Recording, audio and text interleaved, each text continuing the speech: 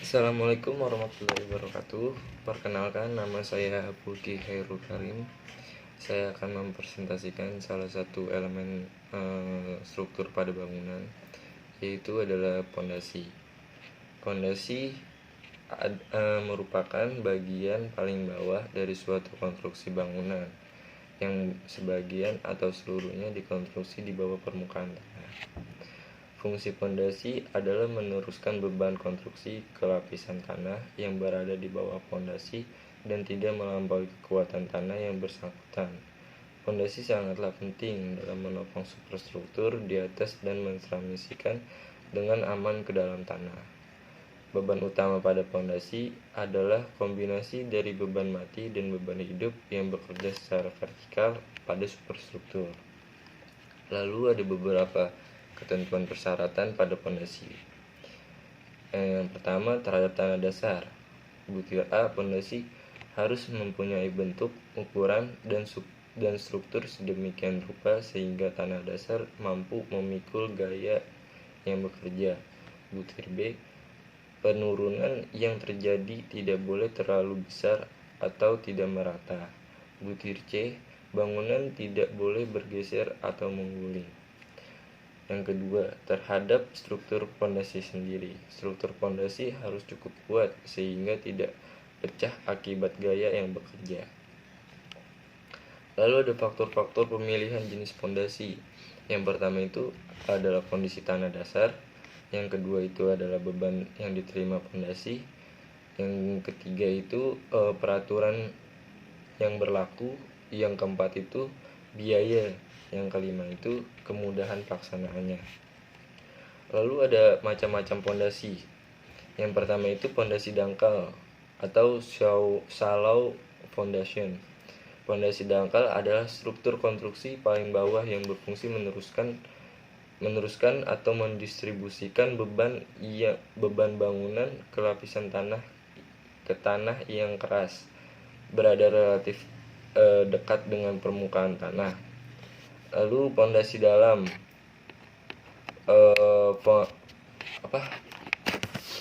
depth foundation. Pondasi dalam merupakan struktur bawah suatu konstruksi yang berfungsi untuk meneruskan beban konstruksi ke lapisan tanah yang keras, berada jauh dari permukaan tanah. Lalu pondasi dangkal sendiri mempunyai pengertian. Pondasi dangkal atau pondasi menyebar yang digunakan pada tanah yang stabil dengan kapasitas daya dukung tanah yang mencakupi tak cukup dekat dari permukaan tanah. Contohnya itu ada pondasi ceker, pondasi telapak, dan pondasi rakit. Lalu ada pondasi dalam. Pondasi dalam itu memiliki beberapa macam. Yang pertama ada pondasi tiang panjang. Pondasi tiang adalah salah satu konstruksi pondasi yang mampu menahan gaya ortogonal ke sumbu tiang dengan cara menyerap lenturan.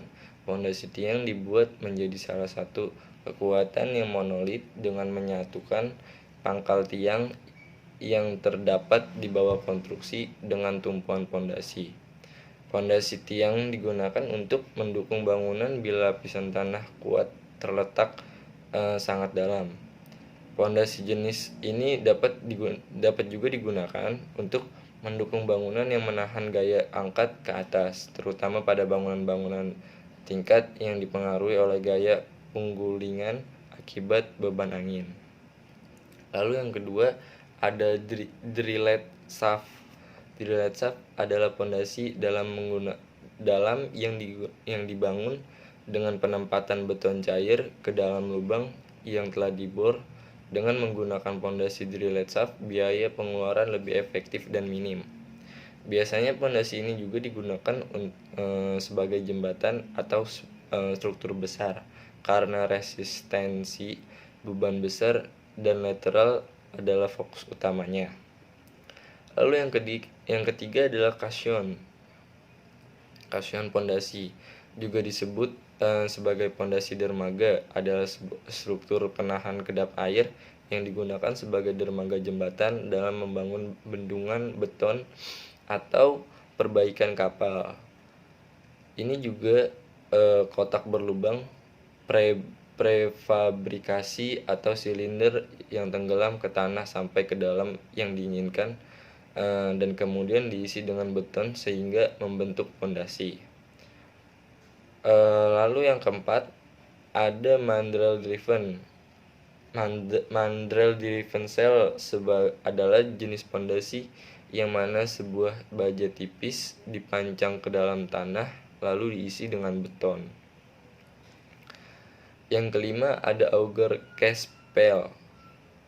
Auger caspel merupakan tumpukan cor auger yang dipasang dengan memutar auger poros berongga yang terus menerus ke dalam tanah ke kedalaman yang ditentukan. Nat semen berkekuatan tinggi dipompa dengan tekanan melalui poros. Saat auger ditarik perlahan, baja tulangan ditambahkan sesuai spesifikasi tiang. Lalu yang keenam ada pressure injected footing, tumpukan Frankie yang dikenal dan digunakan di seluruh dunia. Dikembangkan pada pergantian abad oleh insinyur Belgia Frank Quinault. Ini adalah tiang beton cor in situ dengan alas yang diperbesar dan poros yang silindris. Karena metode penggerakan yang kuat selama pemasangan dapat menembus tanah yang kaku dan mencapai kedalaman yang besar. Lalu ada pondasi dapat dibedakan menjadi beberapa macam ya. Yang pertama itu pondasi dengan pil didesakan ke dalam tanah. Yang kedua ada pondasi dalam dengan pil ditempatkan pada ruang yang telah disediakan dengan cara dibor. Lalu yang ketiga ada pondasi caisson. Pondasi dalam dengan menggunakan pel ditempatkan pada ruang yang telah disediakan. Caranya dibor. Lalu ada kelebihan pondasi dalam. Yang pertama, menahan beban konstruksi dengan baik. Dapat digunakan untuk menahan beban konstruksi dari permukaan tanah ke dalam tanah melalui lapisan tanahnya. Pondasi tiang panjang memiliki kemampuan untuk mengirim gaya vertikal serta gaya lateral. Yang kedua, bekerja seperti pondasi tapak. Dapat digunakan untuk menahan gaya dorongan dari dalam tanah seperti pondasi tapak. Selain itu, dapat berguna juga untuk menopang kaki-kaki tiang bangunan agar tidak terjadi gagal guling. Yang ketiga, memadatkan tanah pondasi. Tiang panjang mampu memadatkan endapan tanah yang lepas bebas ketika terjadi perpindahan tiang panjang dan getaran saat memancang. Yang keempat, menyesuaikan tapak bangunan untuk menurunkan kaki-kaki atau tapak bangunan pada tanah tepi yang lapisan kemampuannya tinggi. Yang keempat, mengontrol gerakan pada pondasi. Dapat digunakan untuk memadatkan tanah di bawah pondasi dan mengontrol amplitudo getaran serta efek alami dari mesin pemancang. Yang keenam, menghindari dari erosi, menjadi sumber keamanan tambahan di bawah jembatan dan tiang agar tidak terjadinya erosi. Yang ketujuh, pondasi yang baik untuk dilepas pantai. Bila digunakan pada konstruksi di lepas pantai, tiang panjang dapat berfungsi untuk mengalirkan beban dari permukaan air ke dalam air dan ke dasar tanah. Yang ke-8, menguat keamanan bangunan. Tiang panjang juga memiliki fungsi untuk meningkatkan keamanan bangunan dari berbagai faktor yang merusak. Tak hanya dari faktor masalah tanah, tapi juga faktor pada tanah lainnya ataupun masalah dari air. Lalu ada juga kekurangannya, yaitu bobotnya sangat berat. Yang pertama, kekurangan pertama adalah soal bobotnya.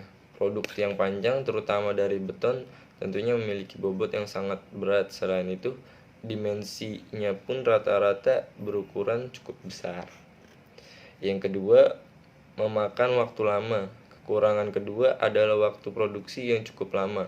Hal ini dikarenakan pada saat pembuatannya, kualitas beton harus dipastikan agar tingkat kekerasannya maksimal, sehingga daya tahan terhadap beban ketika digunakan pun maksimal. Fondasi tiang panjang. Yang ketiga, proses produksi yang rumit. Kekurangan ketiga adalah proses produksi yang cukup rumit. Hal ini timbul karena proses pembuatan tiang panjang harus dipastikan sesempurna mungkin tanpa adanya kesalahan seperti soal material serta ukurannya. Yang keempat, biaya relatif lebih mahal. Tak bisa diungkiri, pondasi tiang panjang akan membutuhkan biaya yang relatif lebih mahal dibanding dengan menggunakan pondasi konvensional. Itu saja yang bisa saya presentasikan saat ini. Kurang lebihnya mohon maaf. Wassalamualaikum warahmatullahi wabarakatuh.